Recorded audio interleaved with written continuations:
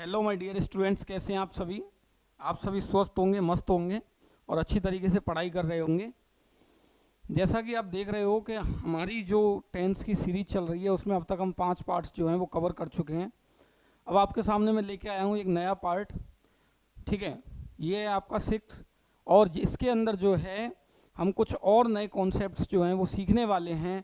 जहाँ हमने पिछली वीडियो में छोड़ा था फील वर्ब के बारे में हम बात कर रहे थे, और फील वर्ब के बारे में हम क्या बात कर रहे थे कि फील के साथ आईएनजी कब आता है और कब नहीं आता है। तो इसी को देखते हुए मैं कुछ एक वर्ब जो हैं वो आपके लिए और बताने वाला हूं कि कब आईएनजी किस वर्ब के साथ यूज होगा और कब आईएनजी किस वर्ब के साथ यूज नहीं होगा। जैसा कि मैंने आपको बताया था, मैंने आपके लिए क्या बताया था कि जो नॉन एक्शन वर्ब होती है, कौन सी वर्ब होती है, non action verb. Non action verb के साथ जो है हम आईएनजी का यूज जो है वो नहीं करते हैं, ठीक है। नॉन एक्शन वर्ब के साथ आईएनजी का यूज नहीं होता है, लेकिन किन कंडीशंस में जो है इसके साथ आईएनजी का यूज किया जा सकता है। मैंने आपके लिए एक वर्ब कराई थी फील, उसके बारे में मैंने बता दिया था। अब फील में ही एक चीज आपको आगे समझनी है, ध्यान से समझिएगा। एक आपकी वर्ब होती है फील लाइक। क्या होती है, फील लाइक, यानी कि इसका मीनिंग होता है मन करना किसी चीज का। अब आप खुद सोच के देखिए कि जब किसी चीज का मन करता है तो वो हम अपने आप से करवाते हैं या एक नेचुरल प्रोसेस होती है। तो मन करना जो है ये कैसी प्रोसेस होती है, ये कैसी प्रोसेस होती है, नेचुरल प्रोसेस। कैसी प्रोसेस होती है, नेचुरल प्रोसेस। इसके अंदर जो है हमारा कोई हस्तक्षेप नहीं होता, ये एक नेचुरल प्रोसेस होती है। अब जब नेचुरल प्रोसेस होती है तो आपको यहां समझना है कि इसके साथ आईएनजी का यूज नहीं किया जाता। इसके साथ आईएनजी का यूज नहीं किया जाता क्योंकि ये कैसी प्रोसेस होती है भैया, एक नेचुरल प्रोसेस होती है। जैसे मैं आपके सामने एक एग्जांपल लिखूं, मैंने एक एग्जांपल लिखा आपके सामने, ध्यान से देखिएगा। मैंने लिखा I feel like eating something. एक एग्जांपल लिखा I am feeling like, I am feeling like eating something.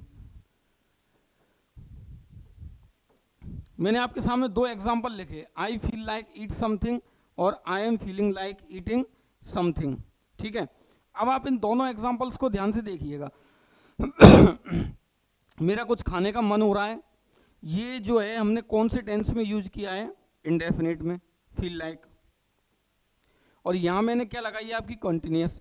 तो आपको याद रखना है ये जो फील लाइक है ये क्या होता है, एक नेचुरल प्रोसेस होती है, इसके अंदर आईएनजी का यूज नहीं किया जा सकता। इसीलिए सेकंड वाला सेंटेंस तो क्या होगा, गलत होगा, और फर्स्ट वाला सेंटेंस जो है वो सही होगा। क्योंकि फील लाइक के अंदर जो है कभी भी आईएनजी का यूज नहीं किया जा सकता। हम फीलिंग लाइक जो है वो नहीं कर सकते, बिकॉज क्योंकि ये एक नेचुरल प्रोसेस है, और नेचुरल प्रोसेस जो है मन करना जो है वो खुद से नहीं होता, वो जो है एक नेचुरल प्रोसेस का काम होता है, ठीक है।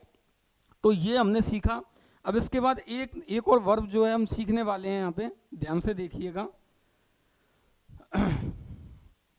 मैंने एक वर्ब ली आपके सामने, स्मेल। मैंने कौन सी वर्ब ली आपके सामने, स्मेल, ठीक है। तो स्मेल के साथ नॉर्मल कंडीशन में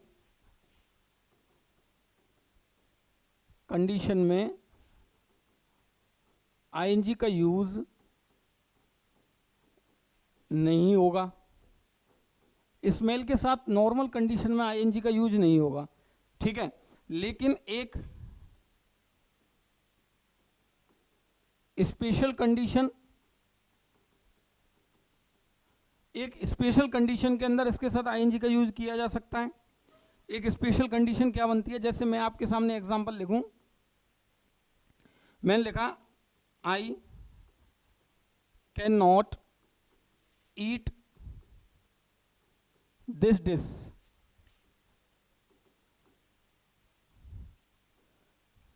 बिकॉज इट इज स्मेलिंग या स्मेल्स बैड। एक एग्जांपल मैंने क्या लिखा, I can not eat this dish because it is smelling या स्मेल्स बैड। मैंने ये एग्जांपल लिखा। अब ध्यान से समझिएगा, कोई मेरे सामने कोई डिश लेके आया, उसमें से बैड स्मेल आ रही है, तो मैं क्या कहूँगा कि मैं इस डिश को जो है नहीं खा सकता, क्योंकि इसमें से जो है क्या आ रही है, स्मेल जो है वो बुरी स्मेल आ रही है, ठीक है, आ रही है। तो इसका मतलब क्या है कि यहाँ पे बात किसकी हो रही है, अभी की, तो इज स्मेलिंग आएगा, स्मेल्स का यूज नहीं होगा। यहाँ किसकी बात हो रही है, अभी की बात हो रही है कि यहाँ पे वो डिश को नहीं खा सकता क्योंकि ये कैसा स्मेल कर रही है, बुरा स्मेल कर रही है। तो इस स्पेशल कंडीशन में हम स्मेल के साथ क्या लगा सकते हैं, आईएनजी का यूज कर सकते हैं। अच्छा, एक और एग्जांपल देखिएगा, एक और एग्जांपल देखिएगा। मैंने लिखा रोजेस स्मेल या इज स्मेलिंग स्वीट। मैंने एक और एग्जांपल लिखा रोजेस स्मेल या इज स्मेलिंग स्वीट। तो इसका देखिए क्या आएगा, इसके अंदर स्मेलिंग आएगा या इज स्मेल आएगा, स्मेलिंग आएगा या इज स्मेलिंग आएगा, ठीक है। इसके अंदर क्या आएगा, इसमें बात क्या हो रही है, इसमें बात क्या हो रही है, इसमें बात हो रही है कि रोज जो है वो हमेशा कैसी स्मेल करते हैं, स्वीट स्मेल करते हैं। अभी कर रहे हैं या हमेशा करते हैं, हमेशा करते हैं। यहाँ किसकी बात हो रही है, अभी की। क्या वो डिश हमेशा बुरी स्मेल करेगी, नहीं, अभी कर रही है। लेकिन यहाँ पे देखें, यहाँ पे अभी करते हैं, हमेशा करते हैं, हमेशा करते हैं। और जब हमेशा करते हैं तो क्या आएगा, स्मेल आएगा। तो वैसे हम एक नॉर्मल कंडीशन की बात करें तो इसके साथ आईएनजी का यूज नहीं होगा, लेकिन एक स्पेशल कंडीशन के अंदर जो है स्मेल के साथ हम आईएनजी का यूज कर सकते हैं, ठीक है। ये बात समझ में आ गई होगी, बड़ी सिंपल सी चीज़ है, कोई ज़्यादा इसमें टफ चीज़ नहीं है, ठीक है। आगे देखिएगा, नेक्स्ट कॉन्सेप्ट, अगली एक और वर्ब लेते हैं हम, उसको समझिएगा।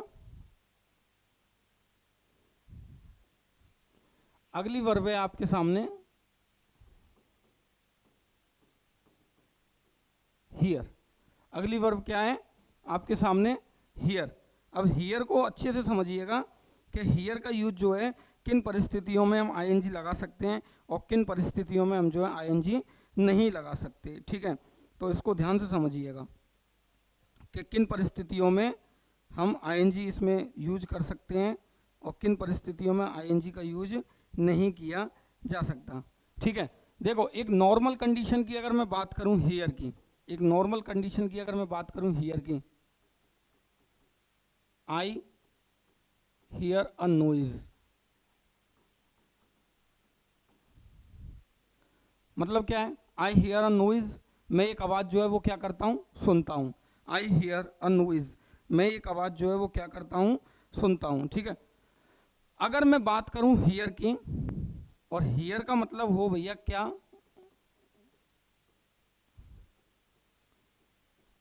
कोर्ट की सुनवाई। हियर का यूज किस सेंस में किया जाए, कोर्ट की सुनवाई के सेंस में किया जाए, ठीक है। कोर्ट की सुनवाई के सेंस में किया जाए तो इसके साथ हम आईएनजी का यूज कर सकते हैं। हियर का यूज किस सेंस में किया जाए, कोर्ट की सुनवाई के रूप में। जैसे मैंने लिखा the court is hearing the case, the court is hearing the case, ठीक है। The court is hearing the case today, today यहां पे किसके रूप में हो रहा है, अगर नॉर्मल कंडीशन की बात करूं, नॉर्मल कंडीशन में यूज किया जाए तो इसके साथ आईएनजी का यूज नहीं होगा। लेकिन अगर बात किया जाए किसकी, कोर्ट की सुनवाई के रूप में, तो इसके साथ आईएनजी का यूज हो जाएगा। तो हमने कौन कौन सी वर्ब देखी, देखें, हमने फील देख ली, हमने कौन सी देख ली, स्मेल देख ली, हमने कौन सी वर्ब देख ली, हियर देख ली। इन वर्ब के साथ जो है आईएनजी का यूज जो है नहीं किया जाता, ठीक है। और कब किया जाता है वो मैंने आपके लिए बता दिया। अच्छा, एक और चीज़ देखें, इसी में मैं आपको बता देता हूँ, एक और चीज़ देखें, मैं इसी के अंदर आपको समझा देता हूँ।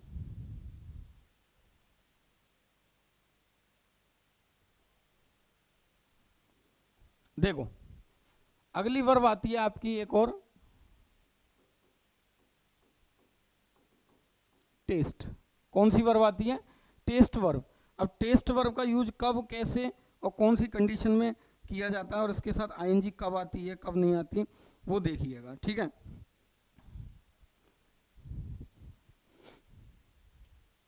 जैसे अगर मैं बात करूं टेस्ट की, मैं टेस्ट वर्ब की बात करूं, तो यदि फ्लेवर के बारे में बात हो,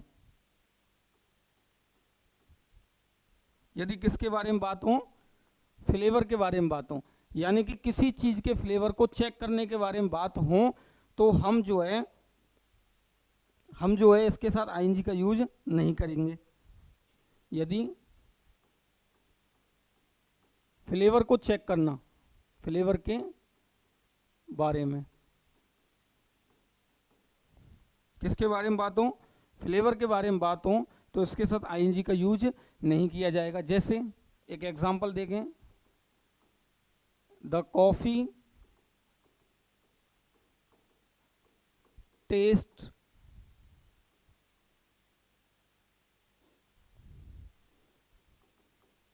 बिटर। मैंने एग्जांपल क्या लिखा, द कॉफी टेस्ट बिटर। क्या एग्जांपल लिखा, द कॉफी टेस्ट बिटर, यानी कॉफी का टेस्ट जो है क्या है, कड़वा है, ठीक है। कॉफी का टेस्ट जो है वो क्या है, कड़वा है। और अगर टेस्ट वर्ब के साथ टेस्ट वर्ब का यूज किसके रूप में हो, अगर टेस्ट वर्ब का यूज हो आपका किसके रूप में, स्वाद चेक करना, किसके रूप में हो, स्वाद चेक करने के रूप में हो। टेस्ट वर्ब का यूज किसके रूप में हो, स्वाद को चेक करने के रूप में हो।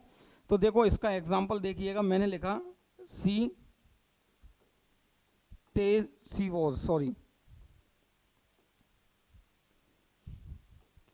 Was tasting this dish, she was tasting this dish, ठीक है। मैंने क्या लिखा, she was tasting this dish, ठीक है। She was tasting this dish. अब यहाँ पे जो है स्वाद को चेक करने के रूप में इसका यूज हो रहा है।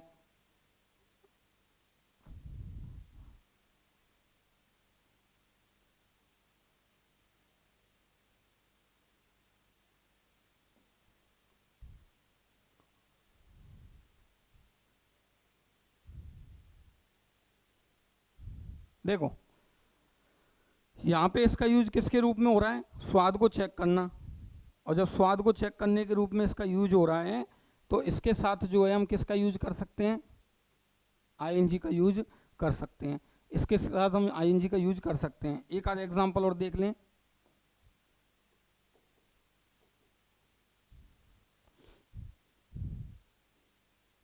अगर मैं बात करूं, I am testing this soup, तो यहाँ पे किसके रूप में इसका यूज हो रहा है, सूप का टेस्ट चेक करने के रूप में इसका यूज किया जा रहा है। किसके रूप में चेक किया जा रहा है, किसके रूप में इसका यूज हो रहा है, ठीक है। I am testing this soup, मैं इस सूप को क्या कर रहा हूँ, स्वाद चेक कर रहा हूँ इसका, इस सूप का क्या कर रहा हूँ, स्वाद को चेक कर रहा हूँ, ठीक है। अब मैं अगर आपसे बात करूं, अगर फ्लेवर के रूप में फ्लेवर की बात हो रही है तो इसके साथ आईएनजी का यूज नहीं होगा। और अगर किसकी बात हो रही है, स्वाद को चेक करने की बात हो रही है, तो इसके साथ आईएनजी का यूज किया जा सकता है। तो हमने देखा क्या क्या, कौन सी वर्ब, फील लाइक, मन करना, नेचुरल प्रोसेस होती है, इसके साथ हम आईएनजी का यूज जो है वो नहीं करेंगे। अगर अगला क्या देखा हमने, नॉर्मल कंडीशन में आईएनजी का यूज स्मेल के साथ नहीं होता, लेकिन बात अभी की हो रही है, अभी वो डिश कैसा स्मेल कर रही है तो हमने आईएनजी का यूज किया। लेकिन जब बात हमेशा की, तो रोज जो है वो हमेशा क्या करते हैं, अच्छी स्मेल करते हैं, स्वीट स्मेल करते हैं। उसके बाद हमने देखा हियर के साथ नॉर्मल कंडीशन में आईएनजी का यूज नहीं होता, लेकिन अगर कोर्ट की सुनवाई की बात हो तो हम इसके साथ आईएनजी का यूज करते हैं। टेस्ट की बात हो, फ्लेवर की, तो कॉफ़ी का टेस्ट कैसा है, कड़वा है, बिटर है, ठीक है। टेस्ट की बात हो, अगर स्वाद चेक करने की, तो उसके साथ हम आईएनजी का यूज कर देते हैं। ये बड़ी सिंपल सी चीज़ थी, ये आपको समझना और इनको सीखना जो है बहुत ही ज़्यादा ज़रूरी था। कुछ एक वर्ब हैं जो बड़ी सिंपल सी थी, जिनको एग्जाम में बार बार जो है पूछा जा सकता है, ठीक है। अब इसी के साथ जो है हमारे जो कॉन्सेप्ट हैं, किसके, प्रेजेंट कंटिन्यूस टेंस के जो कॉन्सेप्ट हैं वो ख़त्म होते हैं। अब इसी के साथ हमारे जो नए कॉन्सेप्ट हैं वो स्टार्ट होते हैं प्रेजेंट परफेक्ट टेंस के। कौन से टेंस के, प्रेजेंट परफेक्ट टेंस के। तो सबसे पहले मैं आपके सामने लिख दूं अपना कौन सा टेंस आता है, प्रेजेंट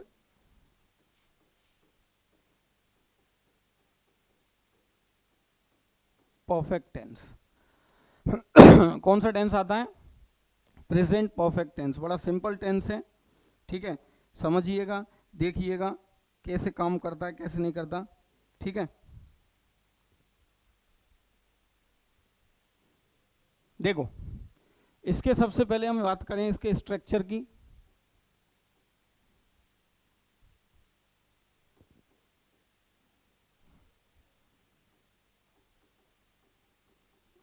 स्ट्रक्चर की बात करें तो नॉर्मल स्ट्रक्चर क्या होता है इसका, सबसे पहले आता है सब्जेक्ट, फिर आता है हैज या हैव, फिर क्या आता है वर्ब की थर्ड फॉर्म, और फिर क्या आता है ऑब्जेक्ट।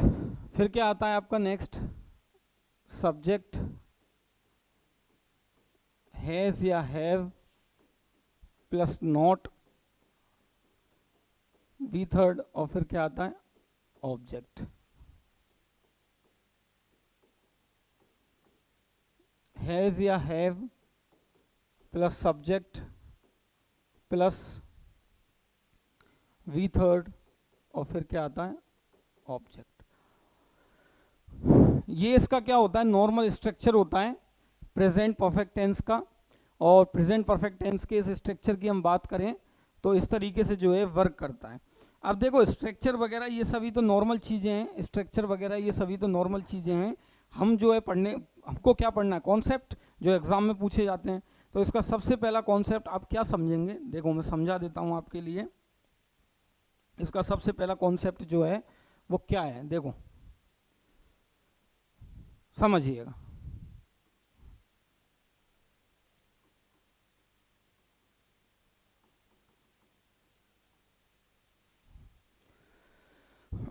सबसे पहले हम बात करेंगे प्रेजेंट परफेक्ट का मीनिंग क्या होता है। प्रेजेंट परफेक्ट टेंस का मीनिंग क्या होता है वो समझना है हमको सबसे पहले, कि प्रेजेंट परफेक्ट टेंस क्या होता है, उसका मीनिंग क्या होता है। देखिएगा,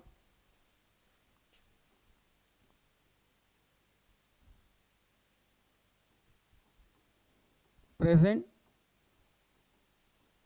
परफेक्ट। अब परफेक्ट का मीनिंग क्या होता है,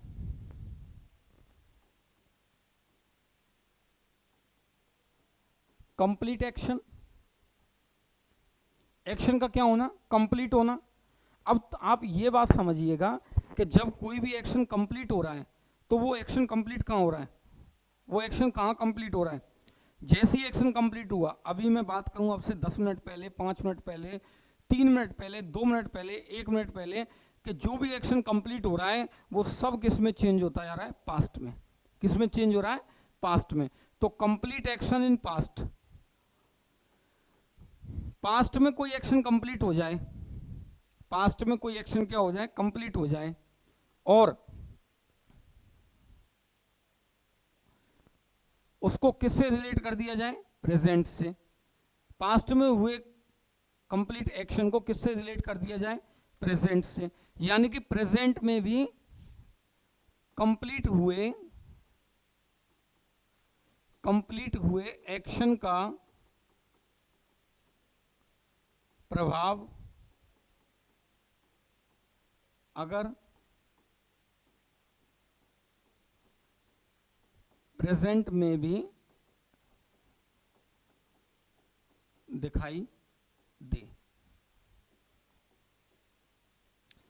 यानी कोई एक्शन पास्ट में कंप्लीट हुआ और उसका प्रभाव जो है वो प्रेजेंट पर भी आ रहा है, यानी वो बात जो है प्रेजेंट तक चल के आ रही है, तो वो क्या होता है आपका प्रेजेंट परफेक्ट होता है। यानी कोई एक्शन कंप्लीट हुआ पास्ट में और उसका प्रभाव जो है वो कहाँ तक आ रहा है, वो कहाँ तक आ रहा है उसका प्रभाव जो है वो आपको प्रेजेंट में भी दिखाई दे रहा है, प्रेजेंट में भी देखने को मिल रहा है, तो वो प्रेजेंट परफेक्ट होता है। ठीक है, यानी कि मैं आपके सामने अगर एक दो बात करूं, दो एग्जांपल समझें, दो एग्जांपल अगर आपके सामने मैं दूं, मैं बोलूं आपके सामने कि मैंने अपनी कार को वॉश किया है और मैंने अपनी कार को वॉश किया था, समझिएगा दोनों बातों को, कि मैंने अपनी कार को वॉश किया है और मैंने अपनी कार को वॉश किया था। तो वॉश किया था तो यानी कि उसको दोबारा वॉश करने की अब जरूरत है, और किया है यानी कि अभी अभी किया है, उसको दोबारा वॉश करने की जरूरत नहीं है। तो कहने का क्या मतलब है कि कोई काम कंप्लीट हुआ, प्रेजेंट में भी उसका इफेक्ट है, तो प्रेजेंट परफेक्ट। कोई काम कंप्लीट हो गया पास्ट में लेकिन उसका प्रेजेंट पर इफेक्ट नहीं है, तो वो क्या होता है पास्ट होता है। तो समझ में आई बात कि प्रेजेंट परफेक्ट क्या होता है, कंप्लीट एक्शन इन पास्ट, और उसका इफेक्ट जो है वो अगर कहाँ दिखाई दे रहा है, उसका प्रभाव जो है वो कहाँ दिखाई दे रहा है आपको प्रेजेंट पर दिखाई दे रहा है, तो वो टेंस कौन सा कहलाता है आपका प्रेजेंट परफेक्ट टेंस कहलाता है। क्लियर। अब यहां पे आगे समझिएगा कुछ एक एग्जांपल्स के माध्यम से। मैंने लिखा एक example, they have washed their car, उन्होंने अपनी गाड़ियां जो हैं वो क्या कर ली हैं, वॉश कर ली हैं। ठीक है, they have washed their car. I have eaten 2 apples, मैंने क्या कर लिए हैं,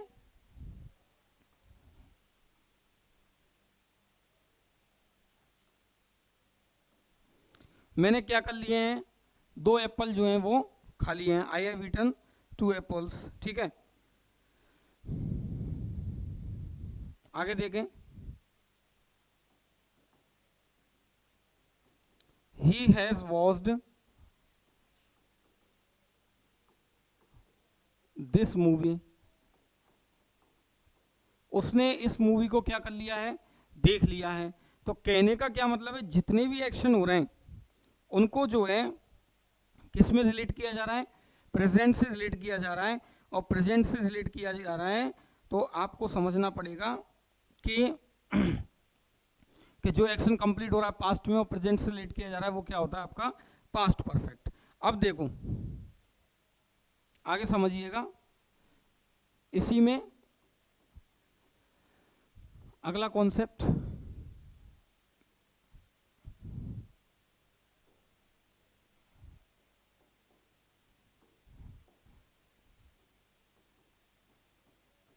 एडवर्ब्स, जो पास्ट में कंप्लीट हुए एक्शन को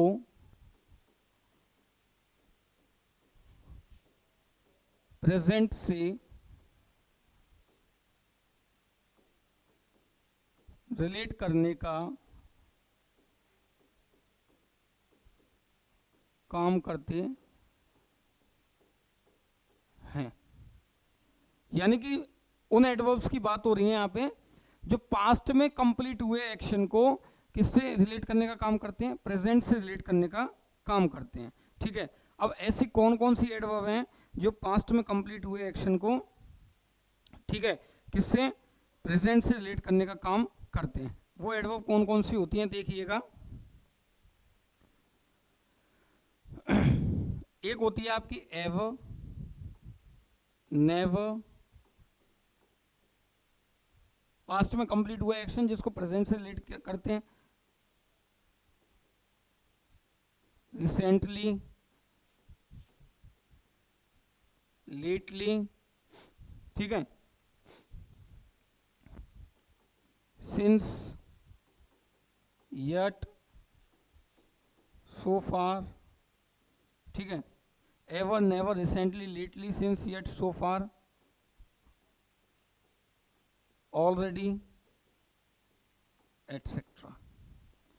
ठीक है, ये एडवर्ब्स जो हैं वो क्या करती हैं, किसी पास्ट में कंप्लीट हुए एक्शन को प्रेजेंट से रिलेट करने का काम करते हैं। अब देखो मेन चीज यहां समझनी है कि ये एडवर्ब्स ऐसा क्या कर देती हैं कि पास्ट में कोई काम कंप्लीट हो रहा है उसको कहां तक लेके आती हैं, वो प्रेजेंट तक। इसको समझिएगा। देखें, मैंने आपके सामने एक एग्जांपल लिखा, ध्यान से देखिएगा। Nobody has come yet. Nobody has come yet. Meaning क्या है, अब तक कोई भी नहीं आया। अब तक, कब से, अब तक, कब से अब तक, तब से अब तक, कब से, तब से अब तक कोई भी नहीं आया। तो बात कहां से हो रही है भैया, बात कहां से हो रही है, बात कहां से हो रही है, पास्ट से, और कहां तक आ रही है, प्रेजेंट तक, कि तब से अब तक कोई भी नहीं आया। तो देखें, ये यहां पे एडवर्ब जो है, कौन सी एडवर्ब, येट, ये क्या है, एडवर्ब। ये एडवर्ब जो है पास्ट की बात को प्रेजेंट तक लाने का क्या कर रही है, काम कर रही है। पास्ट की बात को प्रेजेंट तक लाने का काम कर रही है। ठीक है, आगे देखें एक और एग्जांपल।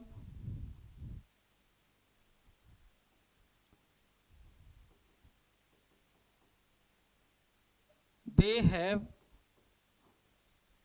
ऑलरेडी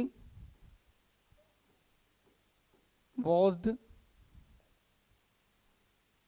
ये ऐसे मत लिखो, यहां लिखो he has already washed his car. He has already washed his car. उसने अपनी कार को पहले ही क्या कर लिया है, वॉश कर लिया। तो कौन सी एडवर्ब है, पहले ही वॉश कर लिया है, ऑलरेडी। ये पास्ट,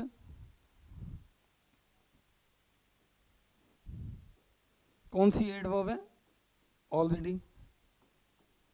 कौन सी एडवर्ब आई है, ऑलरेडी। ठीक है, उसने इस कार को पहले ही क्या कर लिया है, वॉश कर लिया है। ठीक है, तो आपको समझना है यहां पे, क्या समझना है, आपको ये समझना है कि ये जो एडवर्ब्स हैं वो पास्ट की, जैसे एक और एग्जांपल लिखें, नोबडी हैज वॉश्ड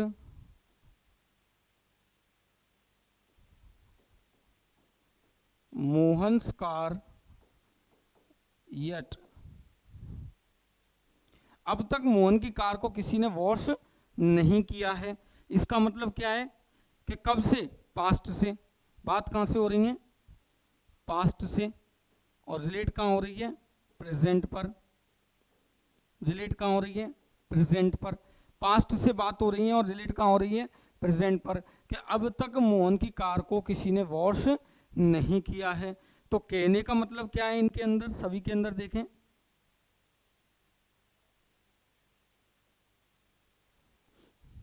इसके अंदर कहने का मतलब क्या है, एडवर्ब जो पास्ट में कंप्लीट हुए एक्शन को प्रेजेंट से क्या करते हैं, रिलेट करने का काम करते हैं। Ever, never, recently, lately, since, yet, so far और ऑलरेडी। आगे देखें, मैंने कुछ एक एग्जांपल आपको समझाएं किस तरीके से ये जो है पास्ट की बात को प्रेजेंट से क्या करते हैं, रिलेट करने का काम करते हैं। एक बार देख लीजिए फटाफट से, फिर अगला कॉन्सेप्ट इसके अंदर हम लेते हैं। बड़ा सिंपल सा कॉन्सेप्ट था।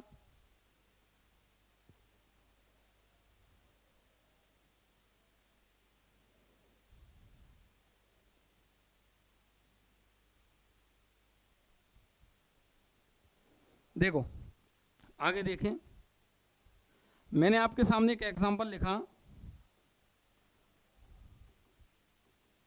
I can not say anything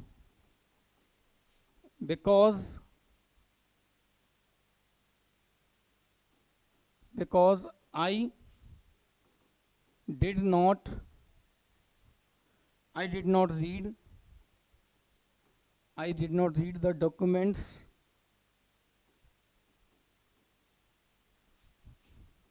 yet.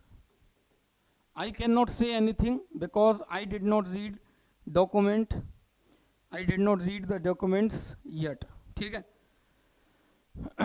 अब इसमें समझिएगा, ये एक बात मान के चलिए, ये एक एरर है, यहाँ पे एक गलती है. अब वो गलती क्या है समझिएगा. यहाँ पे वो गलती क्या है, I can not say anything, मैं कुछ भी नहीं कह सकता, क्योंकि अब तक जो है क्योंकि I did not read the documents, क्योंकि अब तक जो है मैंने तुम्हारे डॉक्यूमेंट्स को रीड नहीं किया है. और नहीं किया है तो येट आ रहा है भैया, एडवर्ब आ रही है, और प्रेजेंट की बात को कहाँ तक कनेक्ट कर रही है, पास्ट की बात को, पास्ट के एक्शन को कहाँ तक कनेक्ट कर रही है, प्रेजेंट तक. तो यहाँ डिड नॉट क्यों आएगा, डिड नॉट क्या होगा, गलत होगा. सही क्या होगा, हैव रेड. इसका प्रोनाउंसिएशन क्या होता है, रेड. 3 फॉर्म होती हैं रीड की, first, second, third. Read, red और रेड, ये 3 फॉर्म होती हैं, रीड, रेड और रेड. ठीक है. तो आपको समझना है, can not say anything because I did not read the documents yet. मैं जो है कुछ भी नहीं कह सकता इस बारे में, क्योंकि अब तक जो है मैंने क्या नहीं किया, इन डॉक्यूमेंट्स को रीड नहीं किया. तो अब तक कब से, पास्ट से, और अब तक बात इफेक्ट कहाँ तक आ रहा है, बात का प्रेजेंट तक. किसी एक्शन का इफेक्ट कहाँ तक आ रहा है, प्रेजेंट तक. तो जब इफेक्ट प्रेजेंट तक आ रहा है तो कहने का मतलब क्या है, हम इसके अंदर क्या यूज करेंगे, हैव रेड. तो कहने का मतलब है कि हम जो है इस तरीके की जो एरर्स हैं उनको टैकल करने वाले हैं. इस तरह की एरर्स जो हैं वो आपको मिलने वाली हैं. आगे देखें अगला कंसेप्ट, नेक्स्ट कंसेप्ट देखिएगा. अगला एक और सिंपल सा कंसेप्ट है, आज का जो लास्ट कंसेप्ट रहेगा. इसके बाद जो है हम फिर नेक्स्ट वीडियो में आपके लिए नए कंसेप्ट लेके आएंगे. ठीक है. देखें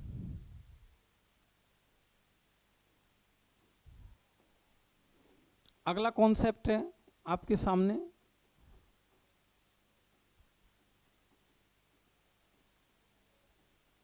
difference between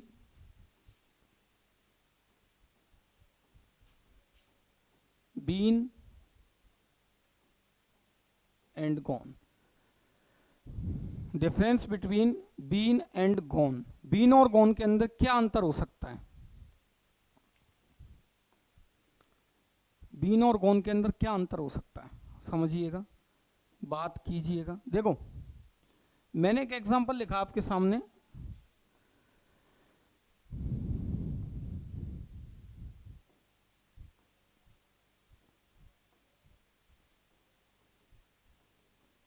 I have gone to Mumbai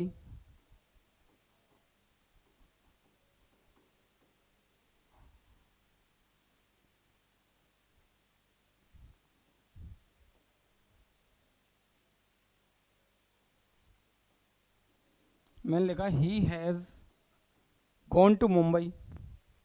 इसका मीनिंग क्या है भैया, he has gone to Mumbai. इसका मीनिंग है वह मुंबई गया हुआ है. He has gone to Mumbai, वह मुंबई गया हुआ है. या अगर मैं आपके सामने लिखूं,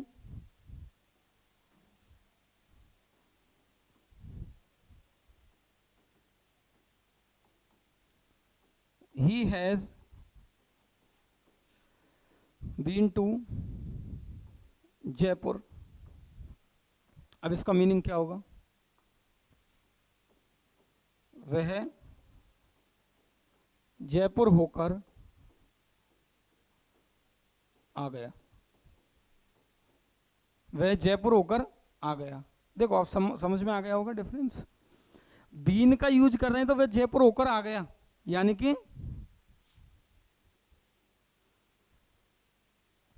इसके अंदर शामिल है जाना और आना,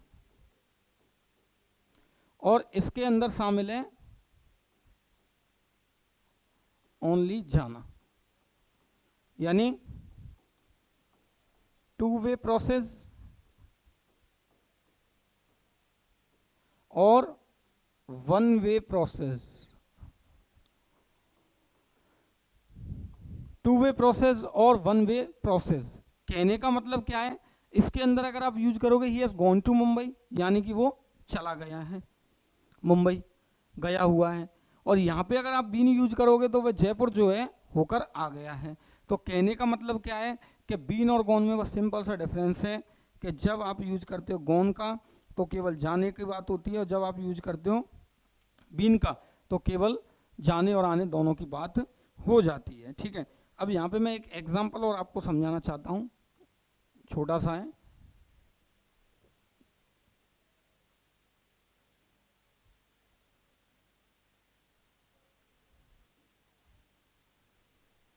देखें, मैंने एग्जांपल लिखा आपके सामने, they have been to Patna, या ऐसे मत लिखो, दे हैव बीन या गॉन टू पटना 2 टाइम्स। अब यहां देखो कितनी प्रोसेस है इसके अंदर, 2 2 टाइम्स जाना और आना ये शामिल है, और जब ये शामिल है तो आप ध्यान से देखिएगा इसके अंदर जो है वो क्या आएगा, बीन या गॉन, इसके अंदर आएगा बीन, गॉन का यूज नहीं होगा। इसके अंदर क्या आएगा, बीन का यूज होगा, गॉन का यूज नहीं होगा। क्लियर? तो आज हमने और बढ़िया बढ़िया कॉन्सेप्ट जो हैं वो किए हैं। नेक्स्ट वीडियो में आपके लिए जो है टेंस को पूरी तरीके से तो ख़त्म नहीं किया जा सकता, लेकिन प्रेजेंट परफेक्ट टेंस को क्या है पूरी तरीके से क्या कर देंगे, हम ख़त्म कर देंगे। ठीक है, अगली वीडियो का इंतज़ार कीजिएगा, नई वीडियो जल्दी आपको मिलेगी। तब तक के लिए आप सभी को राम राम, धन्यवाद, जय हिंद, जय भारत।